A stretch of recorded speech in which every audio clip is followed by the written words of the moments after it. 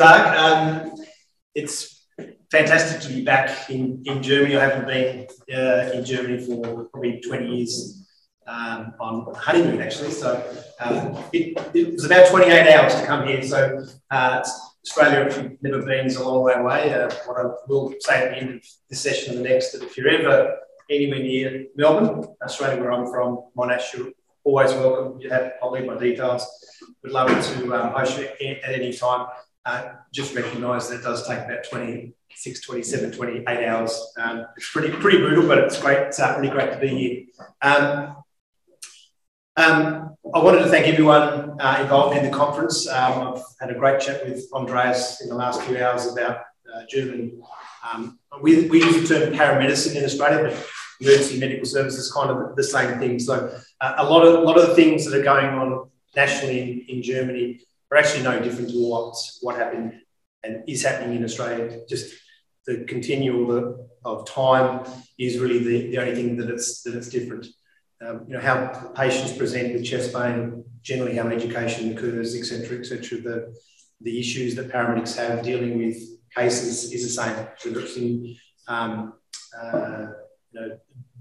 Stuttgart or Melbourne. So I think that's really important in certain conversations that you have, and when you go to other international conferences, you'll see a lot of the issues that are faced here are actually no different elsewhere. It's really pleasing that this is the second gathering of the Paramedic Society, and I'm as a registered paramedic, so my background is a paramedic. I don't come from a nursing or a medicine background.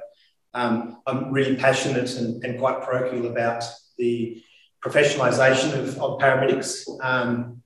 That's pretty much what drives me, and I'm very lucky to be the head of Monash Uni, which was, we're very privileged that the university, which is ranked about 76 in the world, actually accepted paramedics as part of the university. So involved in the research, intensive university teaching and research in paramedics is something that I don't take very, not particularly lightly in terms of that. So it's a great honour to see the society being built, and part of being a profession is the development of high standards of education, research, societies, journals, conferences and the like. So it's really pleasing that the second forum has been able to be put together, and look forward to coming again in the near future. I can obviously address a lot of things you might have generally about how things work in Australia, education, scholarship, research. Happy to address those at any time. What I thought I'd do today is talk about a few things. The first paper is a bibliometric study that we did. It's going back about 18 months ago now. And we looked at publications around paramedicine from 2010 to 2019. And I'd like to acknowledge my two co-authors, Bronwyn Beervik and Dr. Alex Solanson, for their involvement in the study, which took quite a bit of time in terms of the data analysis, etc. So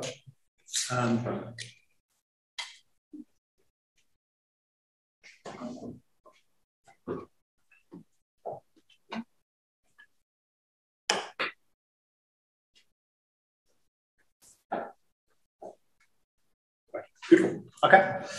So the paper is really about an examination of the bibliometrics of paramedicine-based studies.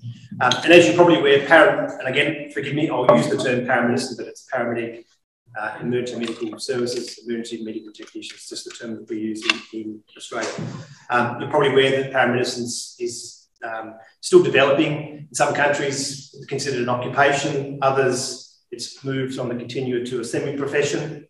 To some countries, not many, where I would argue that are now fully fledged profession. So we, as a discipline, we're working on a continuum in different parts of that continuum, depending on which country we're from. And pretty much around the last 50 years, we've seen, certainly in Australia and most of the countries, are kind of around that same time frame, moving from a stretcher bearer or an ambulance driver. Certainly when I started in 1992, it wasn't so much your qualification, it was actually how long you'd been in the job that was most important. And before my era, the most senior paramedic actually didn't attend the patient, they drove the ambulance.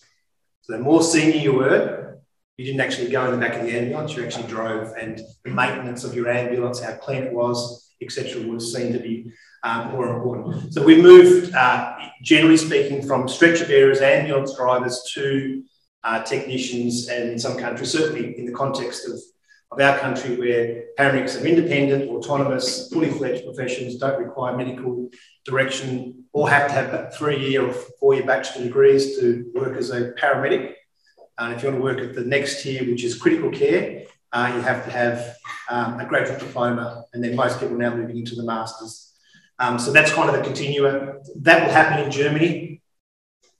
You have no choice. That's what you will do. And I hope with today and the conversations we're having all around the world is you'll get there much quicker than what we did.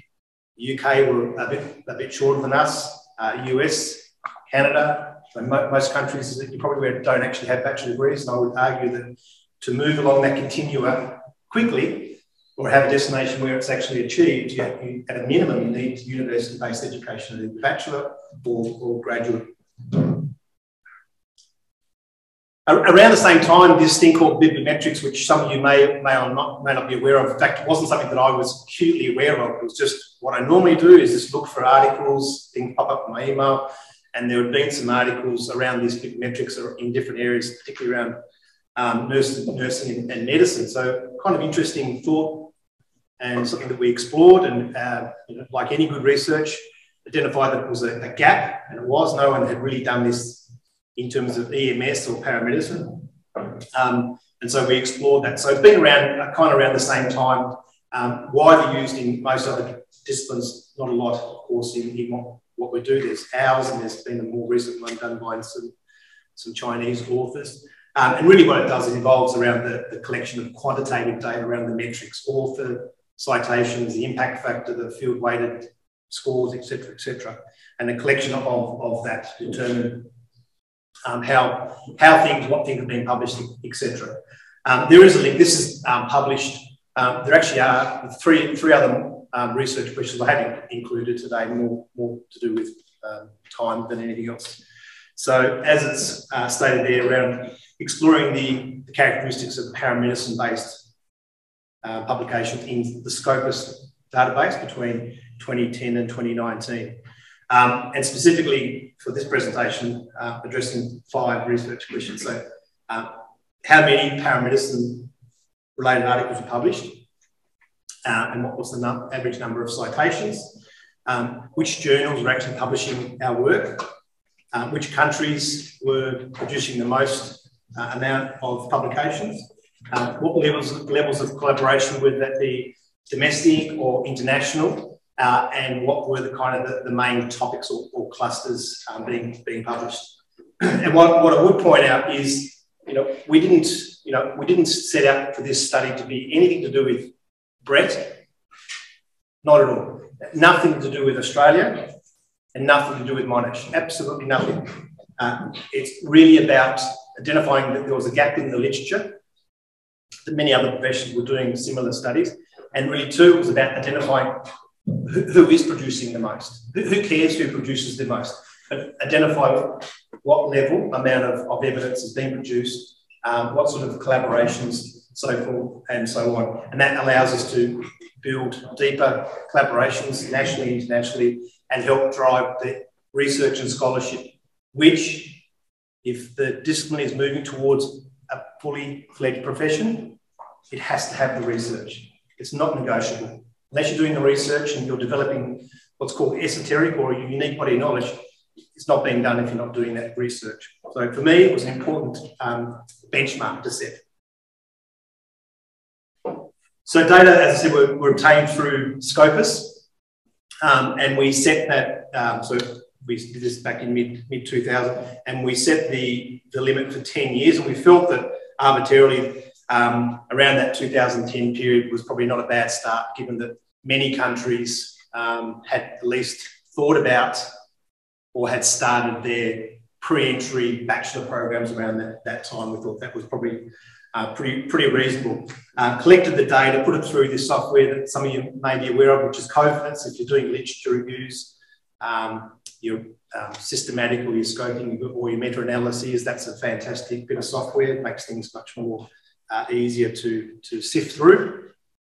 We had the three of us, myself, Bron and Alex, and we split the articles into three, and we went through a process of screening. So we had inclusion criteria that it had to have paramedicine as part of the title or the abstract.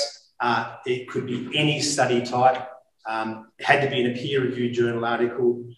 It could have other professions involved in the study, e.g. Emergency physicians and paramedics, for example. We excluded, obviously, things that were not published in non-peer reviewed, so anything in one of the magazines, the EMS magazines that you've seen.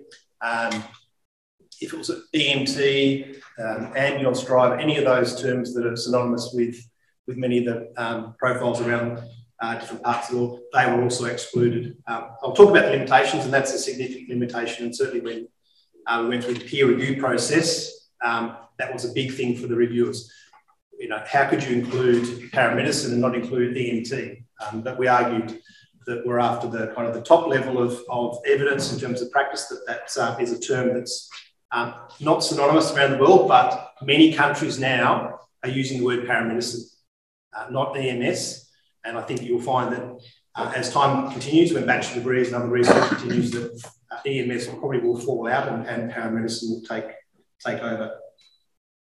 Maybe this is a bit hard to see, I'm not sure from now, it's not too bad. So went through the Scopus Database, and as you can probably see at the top, just short of 7,500 articles were found. Went through a process that's called a Prisma flowchart, very standardised, very structured, very good for paramedics who like structure and following protocols. It tends to be quite a simple thing for us, except that there's a lot of articles that we had to screen. And as you can see, going through a process of screening of the title and abstract, and then getting rid of those that were not part of the inclusion criteria, and then moving down into the full text, when the three of us would then have to review the full text to confirm that all of the inclusion criteria were being met.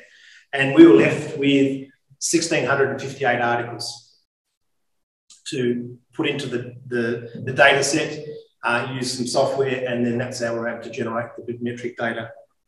So that does take some time. Once you've got your study algorithm protocol set up, then this process just follows a set process. Time is the main issue.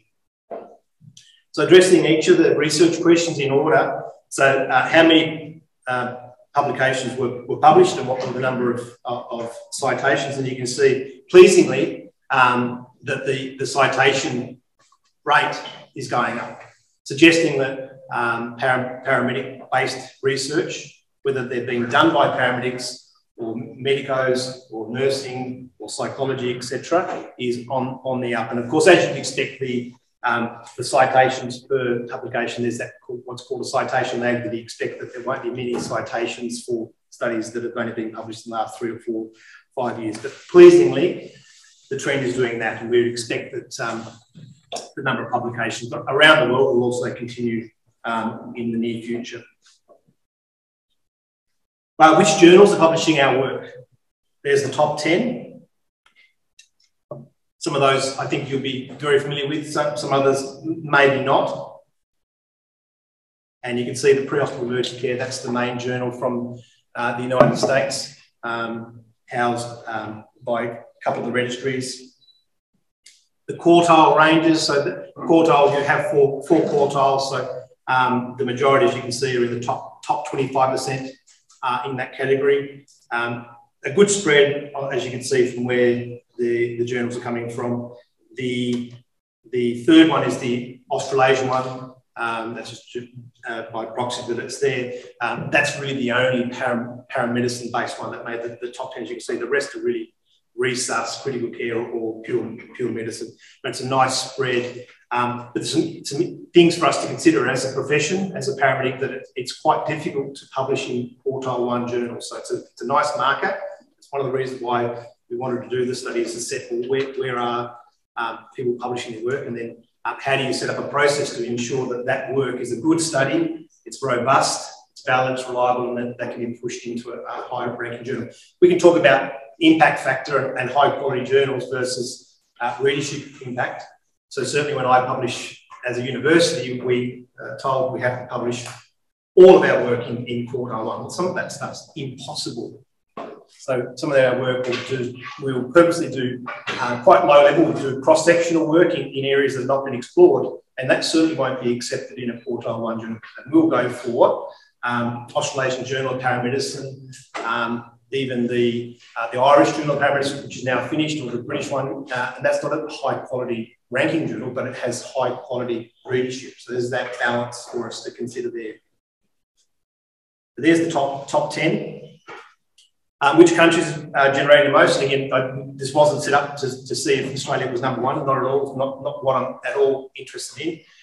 There's again the top 10 in terms of the number of publications, the citation count, and this field-weighted citation impact, which is essentially an algorithm or equation of the number of citations, and then it predicts future how many citations there will be.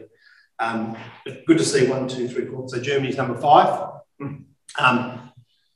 What isn't in here, it's actually in a separate bibliometric study that we've done. So this is the 10-year version. We've also published the top 100. So from that data, we did a secondary analysis and said, what are the top 100 papers? So that data and the results are very clear in terms of who is publishing it, not the country, but which professions are publishing it. Are they paramedics doing this? Are they psychologists? Are they medicine? Are they nursing, etc.? And that data is very, very clear. And begs the question about development of a unique esoteric body of knowledge. Does it really matter if it's coming from medicine or nursing or psychology? Or does it need to come from paramedics themselves? And if it does, argue either way, then you need good quality education, grounding in research, good mentorship. Do you think that I started as a paramedic or at the university knew anything about research? I hated research. I was scared of it.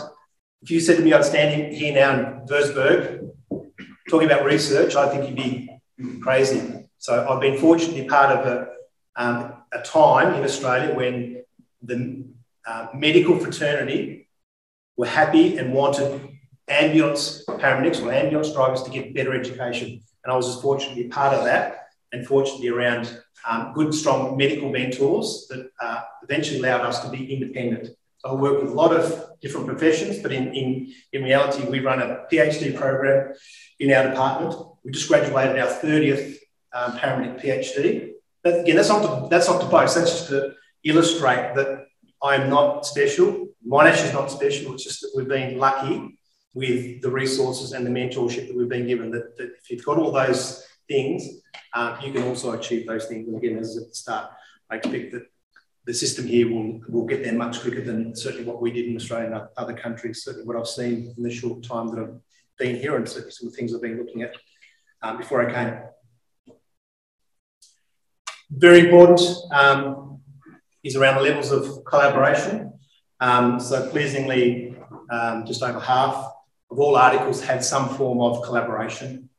13% had some international collaboration, which is positive, opportunities to improve that. And single authorships, very much frowned upon in terms of the academy. It's not something that we tend to do. Be very occasionally that I would do a paper on my own, or some of my staff would always be looking for development opportunity, mentorship, and opportunities to develop as independent researchers, and to develop a clear evidence that the members can work as a team, and it's collegial and it's collaborative. That's important for project work and funding. Perhaps no surprise, these are the two clusters, which again, happy to share the other paper, which probably dictates why these clusters are happening. They won't be the clusters moving forward, I don't think. I think there'll be other things that'll be non-clinical that'll probably pop up. Some of the data is already telling us that in terms of psychology, paramedic health and wellbeing, these things are probably going to come up a bit higher, but perhaps no surprises there. So in terms of discussion points, as I said, pleasingly, the general scholarship of paramedicine is doing that. And again, as a passionate parochial paramedic, that's exactly what and why I do what I do. Vast majority of articles are in the top 25% Quartile 1 journals. Australia and US seem to dominate the outputs. Half of the publications have some form of domestic collaboration. The cardiac and respiratory are the two main clusters. And there's that positive correlation between the outputs and tertiary level education. It's not coming from areas generally that don't have, certainly not from the paramedics, without the tertiary educational research or the doctoral studies behind it. Like any good research, there's always limitations. And for us, the main one was, and took a little bit of arguing, as I said, through the reviewers, why not so much the term was used, because it's not a term that maybe not used in Germany or Austria or the US. The US certainly doesn't use paramedicine, for example. So having that as a term is definitely a limiting factor, and opportunities to extend this study to include the other terms: emergency medical services, medical technicians, allied health workers, and the list goes on. Scopus is the primary database, so we had a choice of doing the Scopus or Web of Science, and the evidence at the time was suggesting that Scopus was probably a little bit advantageous for what we needed. In terms of opportunities, building a case for mesh term. Are people familiar with a mesh term? So that's when you use it when you go into search databases. Before I die, I want paramedics or paramedicine to be a mesh term. So if I search Medline or ProQuest, paramedics is not recognised.